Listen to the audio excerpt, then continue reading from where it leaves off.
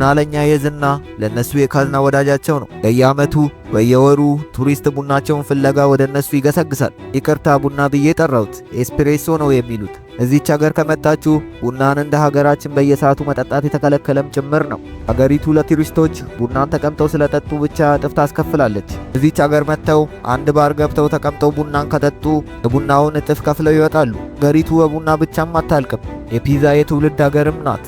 ዛሬ ላይ በየዓለሙ የሚታወቀውና የሚበላው ፒዛ መነሻው እዚች ሀገር ውስጥ ነበር። የፒዛን ምግብ እንደ ትልቅ የሥነ ጥበብ ስጦታም የምትቆጠር ሀገር ናት። በሀገሪቱ ውስጥ በዩኔስኮ ቅርስ የተመዘገበ የሀገሪቱ የባህር ዳርቻን ላስጎብኙት። ለአርቲስቶች፣ ለፊልም ዳይሬክተሮች ትልቅ የገቢ ምንጭ የፈጠረውን የባህር ዳርቻ እንመልከት። ዛሬ ላይ በዚህ ስፍራ በመቶዎች የሚቆጠሩ ፊልሞች ተሰርተውም ተለቀዋል። ማራኪና በአንድ ወቅት በጎበኘው ሰው ልብ ውስጥም የሚቀር ቦታ ነው። ዛሬ ጉዞአችንን በ1886 ዓመተ ምህረት በአድዋው ዘመን ከሀገሬ ውርደት ተከናንባ ስለተመለሰችው ጣሊያን እናወራለን። ስለ አድዋ ጦርነት ከነሱ ወገንም ሆነን ምን እንደሚሉና እንደሚያስቡም ጭምር እናያለን። አብራችሁን ቆዩ። በጣሊያን ውስጥ ቡና መጠጣት ማለት ጥማትን መቁረጥ ብቻ ሳይሆን ከጊዜና ከባህል ጋር የተሳሰረ የህይወት ቅጥ ነው። ለጣሊያን ህዝብ ቡና ማለት የቤተሰብ የጓደኝነትና የአንድነት ምልክት ሲሆን የጣሊያንን የቡና ባህል ደግሞ ልዩ የሚያደርገው በውስጡ ያሉት የማይጻፉ ህጎች ናቸው። ለምሳሌ ጣሊያኖች ካፑቺኖን ከጠዋት ቁርስ ጋር ብቻ ነው የሚጠቀሙት። ከጠዋቱ ከ11 ሰዓት በኋላ ቡናን መጠጣት እንደ እንግዳ ተግባር ይቆጠራል። ከሰዓት በኋላ ወይም ከምግብ በኋላ ግን ሁል ጊዜ የሚጠጡት ኤስፕሬሶ ሲሆን ይህም በጣሊያንኛ በግድ የተዘጋጀ ወይም ላንተ ተብሎ የተዘጋጀ የሚል ትርጉም አለው። በጣሊያኖች የቡና ቤት ወይም ባር ስትገባ የቡናው ዋጋ በአቅምህና በቦታው ይወሰናል። ቡናውን በባሩ ውስጥ ሳትቀመጥ ቆመ ብትጠጣ ዋጋው ርካሽ ነው። ነገር ግን ተቀምጠ መጠጣትን ብትፈልግ ዋጋው በእጥፍ ይጨምራል ብትባል አትደንግጥ።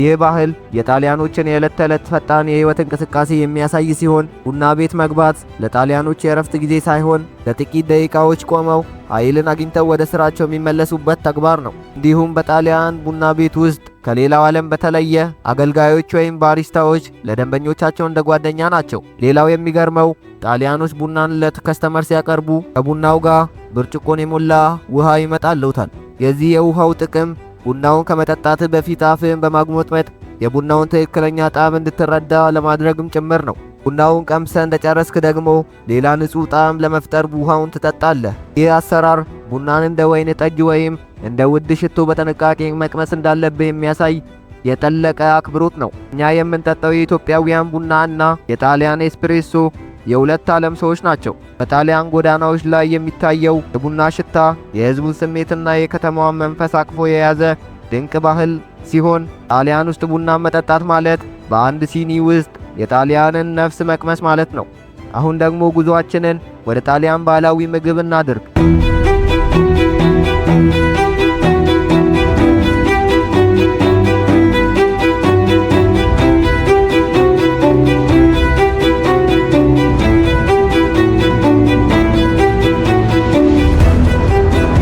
በጣሊያን የምግብ ባህል ታሪክ ውስጥ እንደ ፒዛ ዓለምን ያስገረመና የሰው ልጅ አፍ የሰለበ ሌላ ምግብ የለም። ሁሉም ነገር የተጀመረው ከጥንታዊቷ የኔፕልስ ከተማ ጠባብ ጎዳናዎች ሲሆን ወቅቱ ፒዛ ለድሆች የሚቀርብ በፍጥነት የሚዘጋጅና በቀላል መንገድ የሚበላ ምግብ አይነት ነበር። ነገር ግን ይህ ቀላል ምግብ ታሪካዊ መግቢያውን ያገኘው በ1889 ዓመተ ምህረት የጣሊያን ንግሥት ማርጋሪታ ወደ ኔፕልስ በመጡበት ጊዜ ነበር። በወቅቱ የነበሩት ምርጥ የፒዛ ጋጋሪዎችም የጣሊያንን ባንዲራ ቀለም የሚያንጸባርቅ ጥትም፣ ቀይ ቲማቲም፣ ነጭ የሞዛሬላ አይብ እና አረንጓዴ የባሲል ቅጠል ተጠቅመው ያዘጋጁት ፒዛ ንግሥቲቱን በማስደሰት ብቻ ሳይሆን በዛሬው ዓለም አቀፍ ማርጋሪታ ፒዛ መፈጠር ትልቅ መሰረትም ሆነ። ይሄ ብቻ አይደለም።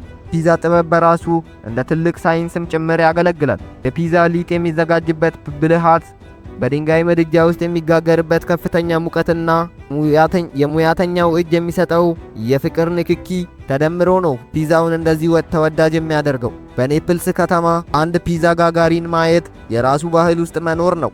እጅግ ፈጣን በሆነ እንቅስቃሴ ሊጡን በአየር ላይ ያሽከረከሩ የሚሰሩበት መንገድ የአንድ አርቲስት የኪነ ጥበብ ሥራ ያህልም የሚገርም ነው። በዘመናዊው ዓለም ፒዛ ከፈጣን ምግብነት አልፎ ጓደኝነት፣ የቤተሰብ መገጣጠሚያ እና የደስታ መገለጫም ጭምር ሆኗል። በየትኛውም የዓለም ጥግ ብትሄድ ትኩስ የፒዛ ጠረን ሲሸትህ ወዲያውኑ ወደ ጣሊያን የባህር ዳርቻና ወደ ኔፕልስ ጎዳናዊ ትጓዛለህ። ፒዛን ስትመገብ በቀላሉ ሊጥና አይብ እየበላ ሳይሆን በዘመናት የዘለቀ የኔፕልስ ከተማን ታሪክና የጣሊያንን ሕዝብ ፍቅር እየቀመስክ ነው። ስለዚህ በሚቀጥለው ጊዜ አንድ ፒዛ ስትበላ በውስጡ ያለውን ድንቅ ታሪክም አስታውስ። ጣሊያን በዚህ ብቻ አታበቃም።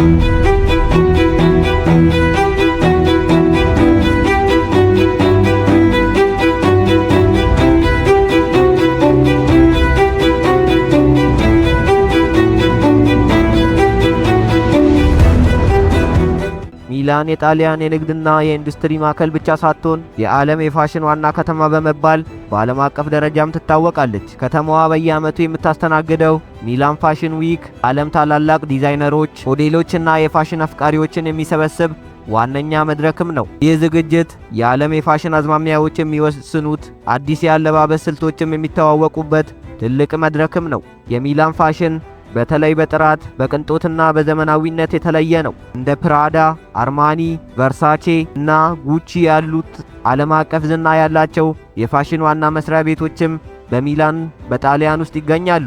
እነዚህ የፋሽን ተቋማት የጣሊያንን ባህላዊ የጥበብና ዘመናዊ የፈጠራ ችሎታን በማጣመር ዓለም ፋሽን ኢንዱስትሪ አዲስ መልክም ሰጥተዋል። የሚላን ፋሽን የስኬት ሚስጥርም ጣሊያኖችን ለጥበብ ያላቸውን ፍቅርና ለዝርዝር ነገሮች የሚሰጡትን ትኩረት የሚያሳይም ነው። ኳሊታ ዲ ኢታሊያ ወይም የጣሊያን ጥራት የሚባለው በጨርቃጨርቅ ምርታቸው ላይ በስፋት ይታያል። ሚላን ፋሽንን እንደ ተራ አለባበስ ሳይሆን እንደ አንድ ታላቅ ጥበብ ትመለከተዋለች።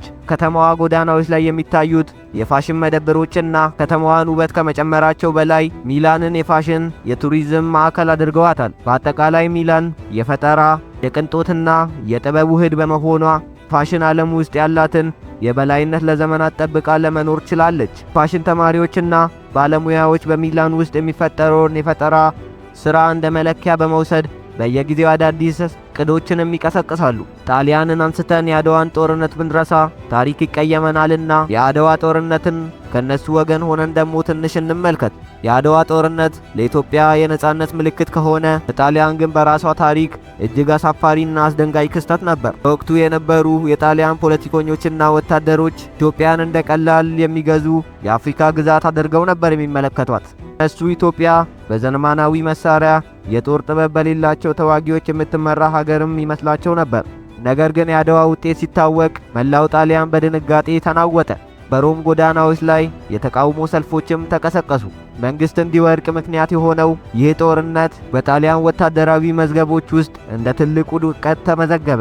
ጣሊያኖች በጦር ሜዳ የገጠሟቸው የኢትዮጵያ ጦር ቀደም ብሎ ከነበራቸው አስተሳሰብ በተለየ ሁኔታ ነበር። ምክንያቱም የኢትዮጵያ ጦር ከዘመናዊ የጣሊያን ጦር ጋር እኩል የሚፈጠን ስልትና ጀግንነትንም አሳይቷቸው ነበር። በወቅቱ የነበሩ የጣሊያን ጋዜጠኞችና የታሪክ መርማሪዎችም የኢትዮጵያ ጦር የነበረው ተቀናይቶ ነበርም ይላሉ። የጣሊያን መንግስትም አድዋ የነበረችው በኢትዮጵያ ተራሮች ውስጥ የጠፋችበት የምኞት ምድርም እንደነበረች ታሪክ ያስታውሱናል። አሁን ደግሞ በጦርነቱ ወቅት ስለተደረጉት ምላሾች እናውራ። በ1886 ዓ.ም ጣሊያንን ጦር ሲመሩ የነበሩት ጄኔራል ኦሬስቴ ባራቲየሪ በጦርነት ሜዳ ወቅትም ለጣሊያን ጦር ካስተላለፉት የሞራል ንግግሮች መካከል በወቅቱ በጣሊያን መንግስት የነበራቸውን ከፍተኛ የፖለቲካ ግፊት ተከትሎ ድል እስኪቀናን ድረስ ወደ ኋላ አንመለስም የሚል ጠንካራ እና አሳሳች መመሪያዎችን ለጦር ኃይላቸው ሰጥተው ነበር። ጦርነቱ እየተካሄደ ባለበት ወቅት የኢትዮጵያ ጦር አሰላለፍና ብቃት ካሰቡት በላይ ሆኖ ሲያገኙት